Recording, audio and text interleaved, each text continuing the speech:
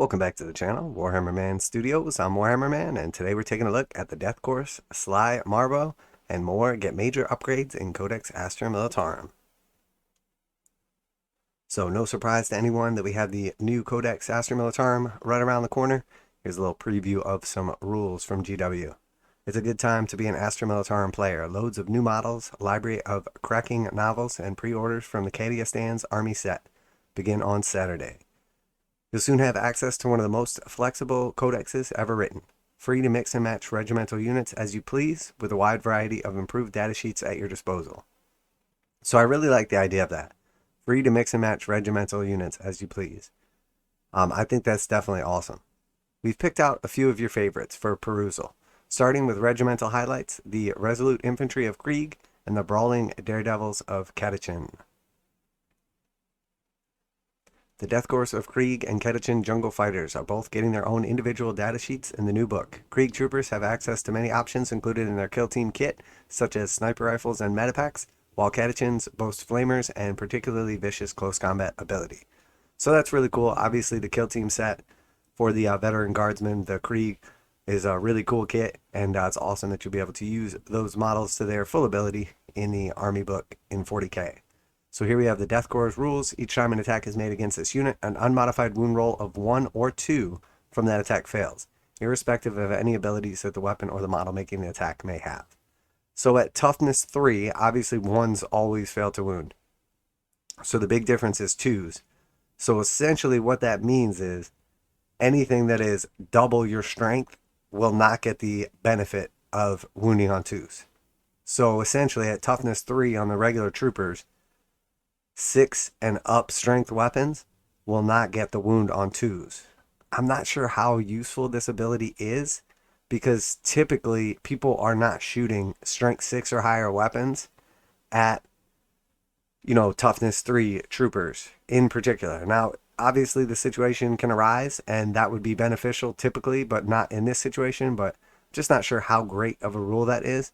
Now, I am curious though, if we see, and I may have missed it, if we'll see this on tanks and stuff like that as well.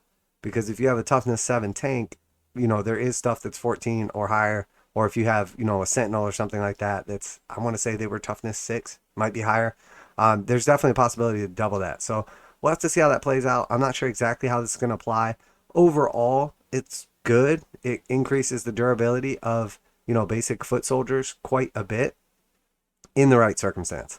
But the truth is, you're just average, regular, old, bolter or heavy bolter, still going to wound on 3s. This makes absolutely no difference. It's only when you get to stuff like maybe like a scatter laser or something like that, where you have a strength 6 and a bunch of shots, because then you would potentially shoot it at the troops. So not sure how great this rule is, honestly. I mean, it's okay.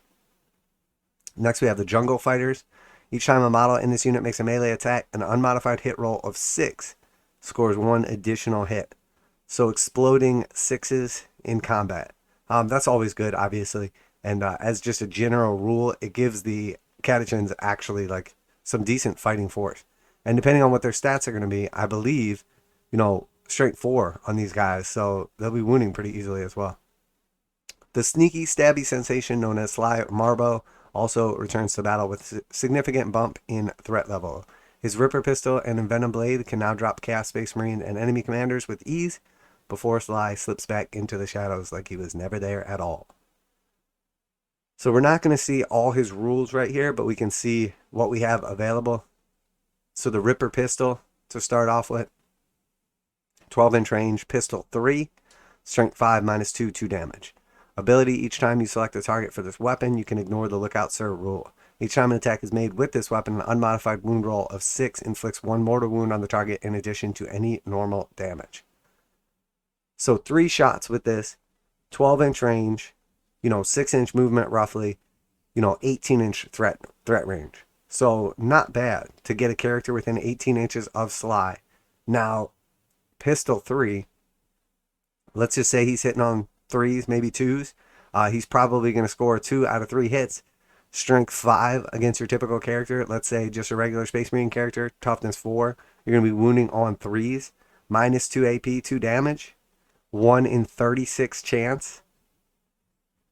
You know, 1 in every 36 attacks is going to wound on a 6 and do an immortal wound, potentially. Uh, let's be real. He's not going to do anything. I mean, he might get a lucky pistol hit or shot on a character or something like that, but your typical Space Marine, toughness 4, you know, 3 up armor save, -1 from armor of contempt. So now you're going to put him on a 4 up. So, you know, maybe you wounded twice and maybe he fails one of the saves and takes 2 damage. Not exactly turning him into an assassin. Now, he's pretty cheap and everything, so, you know, maybe that little pot shot will work, but in general, not that great.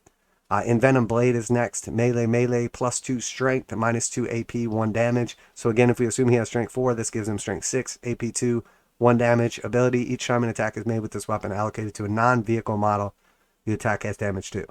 So again, not bad in combat. Probably going to do okay. Exploding 6s from a Catachan rule. Attacking at potentially strength 6, -2 AP, you know, assuming somewhere around, you know, 4 attacks or so. He's not bad. He's good for Imperial Guard. He has some combat abilities, but again, you know, you're going to want to use him as more of like a counter offensive, in my opinion, or finish something off. He's not going to be some big, crazy character assassin. Let's be real.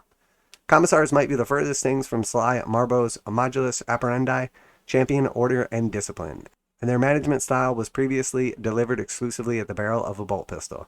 Having learned that some troops respond better to the gentle encouragement than the imminent threat of execution, they now have access to perfectus orders. While regimental officers have access to familiar but updated orders, commissars appeal to the faith and favor of the enlisted men with more directly aggressive set of commands.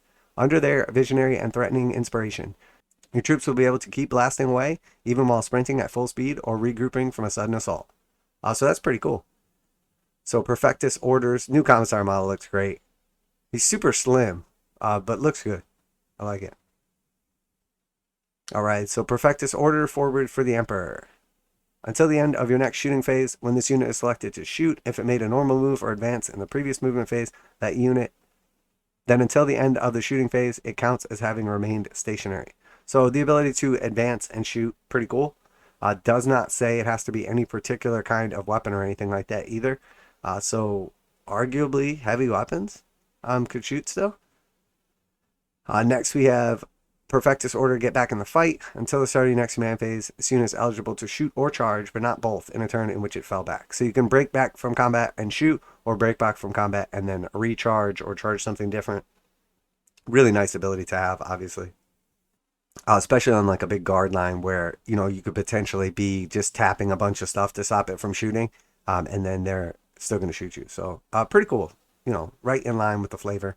Perhaps our favorite change to the biggest box of boom in the Astra Militarum arsenal, the Deathstrike missile launcher. This formidable artillery piece is getting a major overhaul. Random chance is out.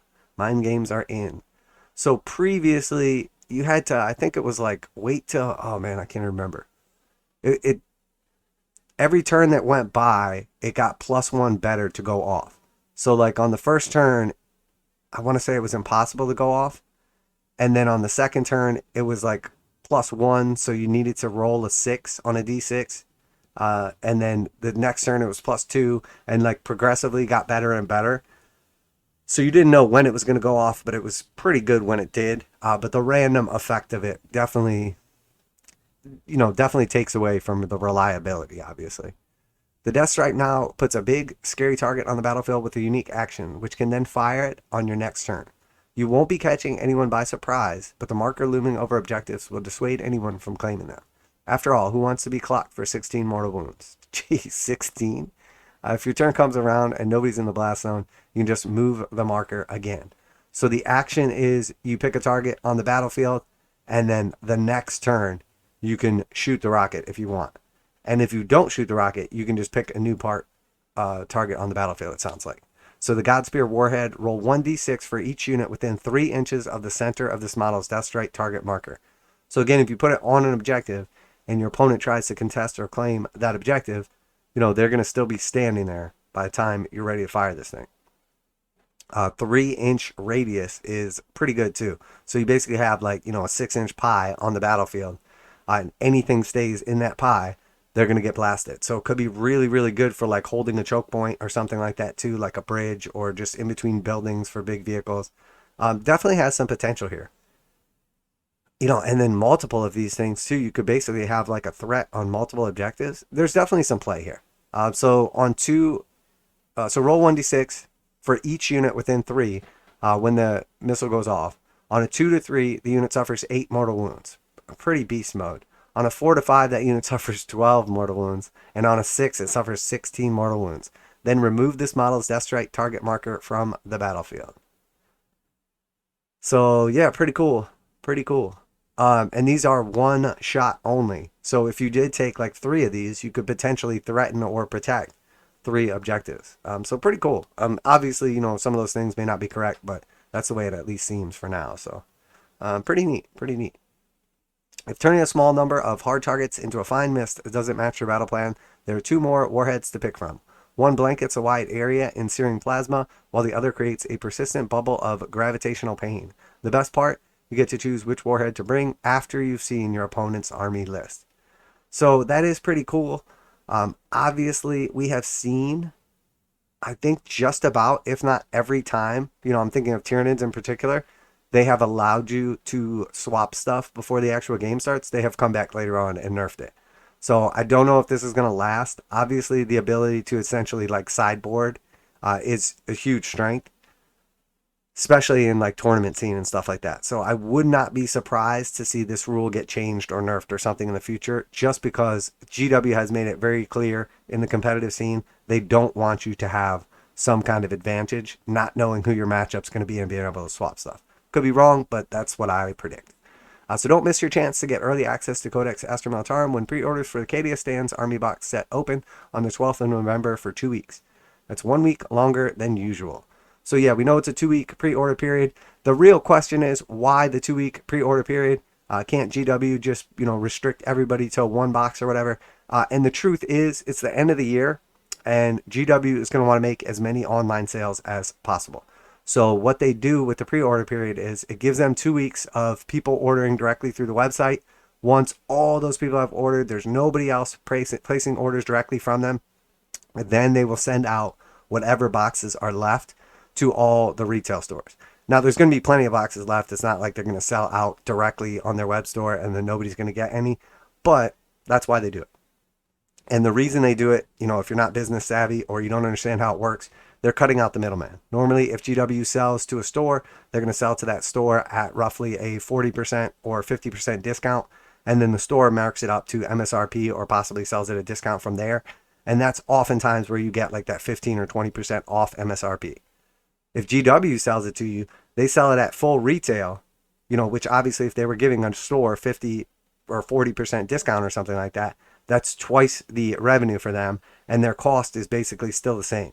You know, they're shipping it to an individual versus shipping a bunch of them to a store, but they're also selling it for full retail value with no discount instead of selling it at that 40 or 50% off that they would sell it to the middleman. So very, very big difference in the revenue and profit margin when GW can capture those sales. Matter of fact, if it was up to them, they would sell everything directly through their store and just make substantially higher margins. But obviously, you know, that's not necessarily a functional situation. So that being said, really cool stuff going on right here. Is that a shady tactic by Games Workshop to try to make as much money as possible, especially as they're coming up towards the end of the year, especially as we're going to a slowing environment? No, I expect it. We're going to see it obviously with the Christmas boxes as well. I don't know if they'll do the 2-week pre-order period. They likely will sell everything they can through the store, obviously first, and then whatever's left, again, we'll see shipping out. So if there's a particular box that you're interested in, make sure you get your orders in early so that you do secure those Christmas boxes. Lots and lots of cool stuff here. So I did want to just comment on this, though. Pretty freaking cool blown up tank right here.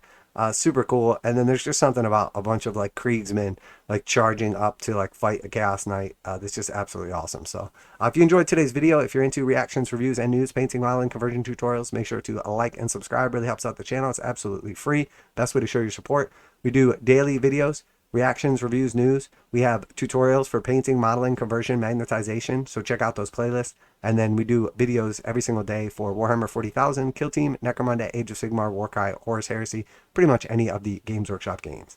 That's it for today. Warhammer Man Studios. Let me know what you think of the new rules. Obviously, we're only seeing a taste of them, so we don't really know how it's going to reflect also, do you have an opinion or any further knowledge than I do? Are these regimental doctrines going to apply to vehicles? I would presume no. But if you have a tank or a sentinel or something like that, obviously, that can't be wounded on 2s, that can make a big difference and be much more useful. For somebody toughness 3 with the average gun being, that's going to be shot at troops, being less than strength 6, I'm not sure how beneficial that rule really is to them, but pretty cool. So let me know what you think. Let me know what you're excited for and what regimental doctrines you are going to be using in your army. I have a feeling, once again, Catachans are going to be very strong, but obviously Cadians,